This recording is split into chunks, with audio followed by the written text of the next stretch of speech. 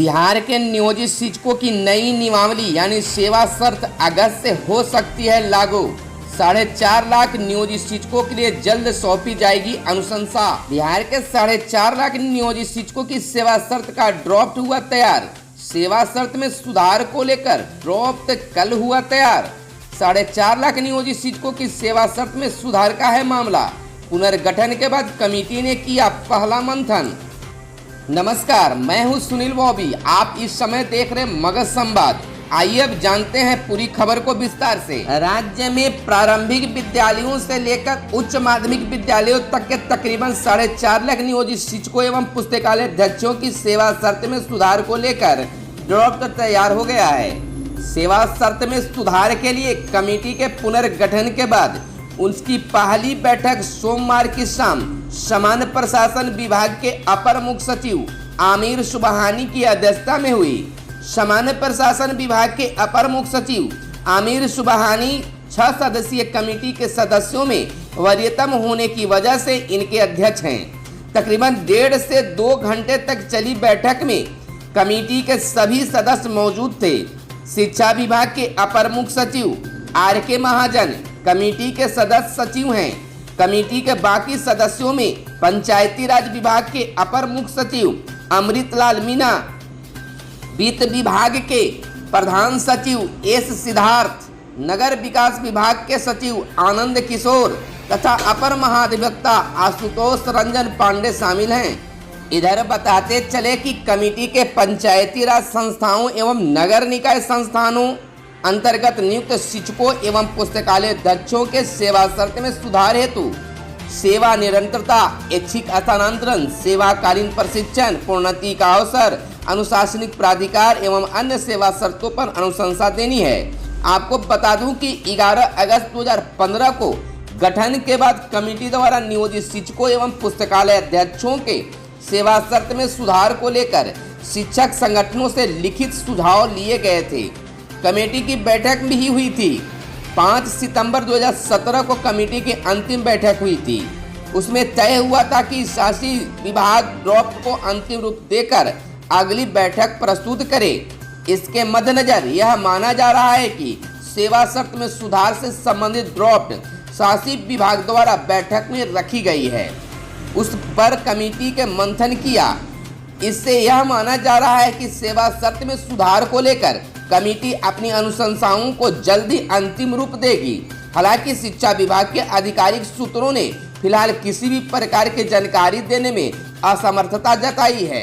दरअसल सरकार द्वारा नियोजित प्रशिक्षित अप्रशिक्षित प्राथमिक, माध्यमिक एवं उच्च माध्यमिक शिक्षकों के वेतनमान निर्धारण एवं सेवा शर्त निर्धारण के लिए मुख्य सचिव की अध्यक्षता में कमेटी गठित की गई थी। कमेटी की अनुशंसा के आलोक में राज्य सरकार ने नियोजित शिक्षकों एवं पुस्तकालय अध्यक्षों को नियत वेतन के बदले वेतनमान देने का फैसला लिया। इसके तहत नियोजित प्रशिक्षित अप्रशिक्षित प्राथमिक, माध्यमिक एवं उच्चतर माध्यमिक शिक्षकों तथा पुस्तकालय अध्यक्षों के लिए वेतनमान लागू किया गया। लेकिन सेवा शर्त को लेकर मुख्य सचिव की अध्यक्षता वाली कमेटी की अनुशंसा के आलोक में नियोजित प्रशिक्षित अप्रशिक्षित प्राथमिक, माध्यमिक एवं उच्चतर माध्यमिक शिक्षकों तथा पुस्तकालय अध्यक्षों के सेवा शर्त के संबंध में अलग से कमेटी गठित करने का निर्णय लिया गया था।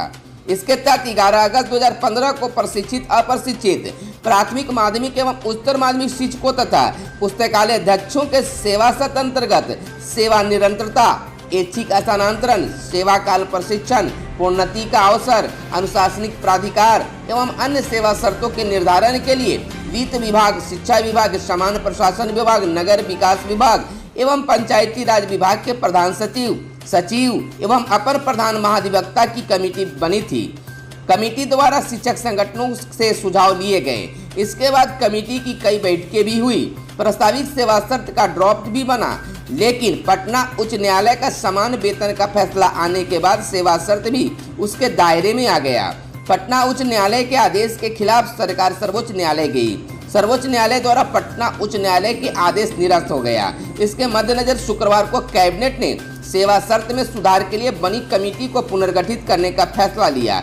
उसके अगले दिन कमेटी के पुनर्गठन के आदेश जारी भी हो गया। फिर क्या था, राज्य सरकार द्वारा पुनर्गठित सेवा शर्त कमेटी की पहली बैठक सोमवार की शाम समान प्रशासन विभाग के अपर मुख्य सचिव आमिर सोहबानी की अध्यक्षता में उनके कार्यालय कक्ष में हुई, जिसमें सदस्य सचिव शिक्षा विभाग के अपर मुख्य सचिव RK महाजन, पंचायती राज विभाग के अपर मुख्य सचिव अमृतलाल मीणा, वित्त विभाग के प्रधान सचिव डॉक्टर सिद्धार्थ, नगर विकास विभाग के सचिव आनंद किशोर और अपर महाधिवक्ता आशुतोष रंजन पांडे शामिल हुए।